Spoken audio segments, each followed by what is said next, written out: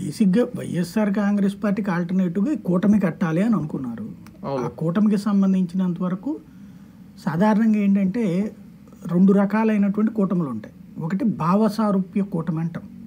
Like ఇప్పుడు కమ్యూనిస్టులు, Congress party వీళ్ళందరిది భావసారూప్య కూటమి. ఇది అవసరార్థ కూటమి. అంటే తెలుగుదేశం అవసరార్థం మిగతా వాళ్ళతో పొత్తు పెట్టుకుంటుంది, కానీ తెలుగుదేశం పార్టీకి అవసరం లేకపోతే వీళ్ళు ఎవరో పొత్తుకు పెట్టుకోదు. అదే సందర్భంలో వీళ్ళకి అవసరం కూడా ఉంది.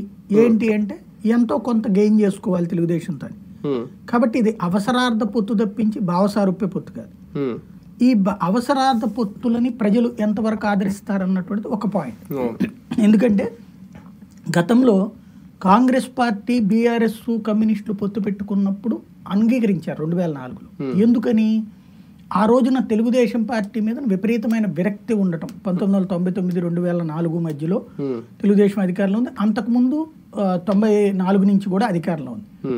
అయితే 99కి వచ్చేటప్పటికి బీజేపీ కూడా యాడ్ కావడం వల్ల తెలుగుదేశం పార్టీ గెలిచింది.